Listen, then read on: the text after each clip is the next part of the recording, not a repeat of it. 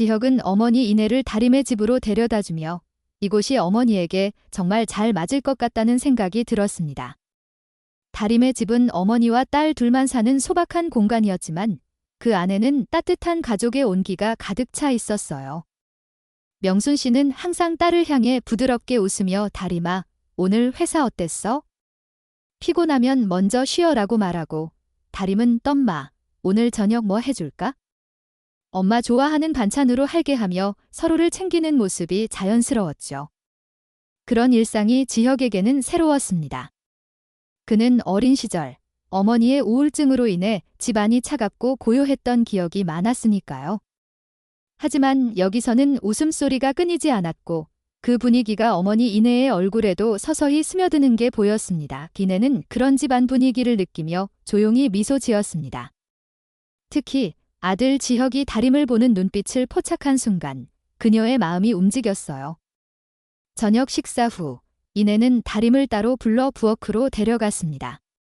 다림 씨, 잠시 이야기 좀 할까? 이내의 목소리는 부드러웠지만 눈빛에는 깊은 감정이 어려 있었죠. 다림은 살짝 긴장하며 따라갔습니다. 이내는 다림의 손을 잡고 조용히 말을 꺼냈어요. 지혁이가 다림 씨를 보는 눈빛이 정말 특별해 보이네. 엄마로서 처음 보는 표정이야. 웃고 장난치고 심지어 투정 부리는 모습까지. 지혁이가 어렸을 때 내가 우울증으로 제대로 돌보지 못해서 그 애는 너무 일찍 어른이 돼 버렸어. 웃는 법도 잊어버린 줄 알았는데 여기 와서 보니 아직 그 안에 어린아이가 남아있네. 이내의 눈에 눈물이 고였습니다. 내가 더 밝고 따뜻한 엄마였다면 지혁이에게도 이런 행복한 유년기를 줬을 텐데.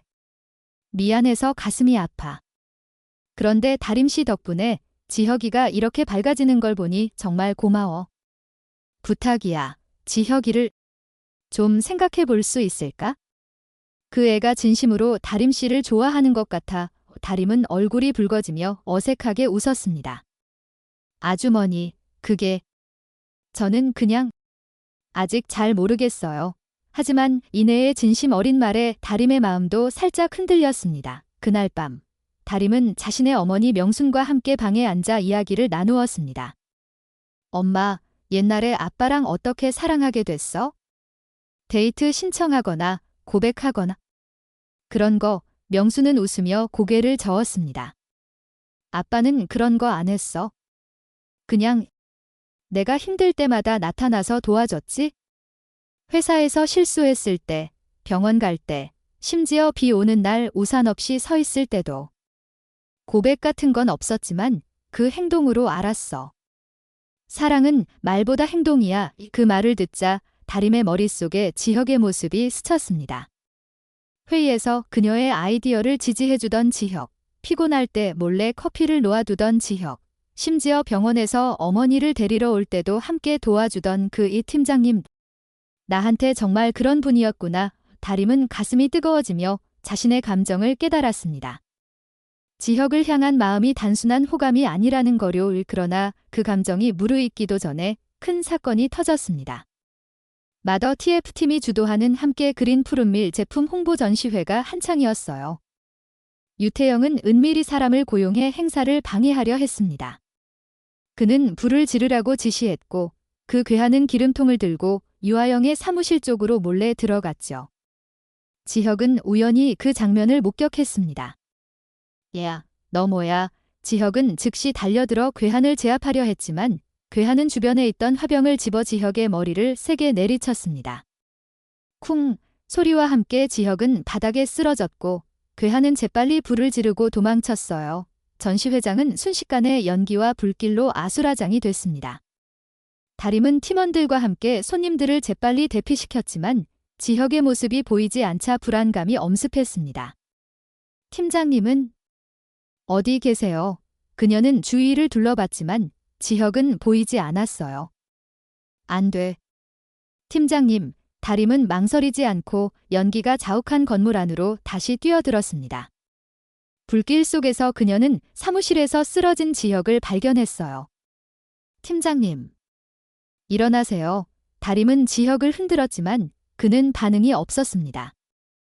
그녀는 이를 악물고 지혁의 키 큰 몸을 업었습니다. 힘내, 다림아. 나갈 수 있어. 다림의 다리가 후들거렸지만 그녀는 필사적으로 불길을 뚫고 밖으로 나왔습니다. 밖으로 나온 다림은 지혁을 내려놓고 숨을 헐떡였습니다. 아직도 공포가 가시지 않아 손이 떨렸죠. 그때 지혁이 눈을 뜨며 중얼거렸습니다. 다림씨. 왜 여기 있어? 위험하게. 다림은 그 말을 듣자마자 눈물이 터졌습니다. 팀장님. 죽는 줄 알았어요. 왜 혼자서 그런 위험한 짓을? 그녀는 지혁을 끌어안고 울었고 지혁은 그런 다림의 모습에 가슴이 벅차올랐습니다. 나 때문에 이렇게 걱정해주다니. 지혁은 다림의 등을 토닥이며 속삭였습니다. 다림씨, 나 사랑해. 이유 없어. 그냥 다림씨라서 사랑해. 다림은 눈물을 훔치며 고개를 끄덕였습니다. 저도 팀장님 좋아해요. 두 사람은 불길이 꺼져가는 배경 속에서 부드러운 키스를 나누며 서로의 마음을 확인했습니다.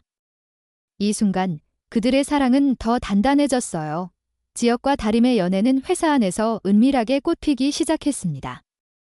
이제 공식 커플이 된 두 사람은 사무실에서 서로를 스치듯 지나칠 때마다 눈빛으로 사랑을 주고받았어요. 다림은 특히 그런 순간들이 설레면서도 불안했습니다. 팀장님, 누가 보면 어떡해요?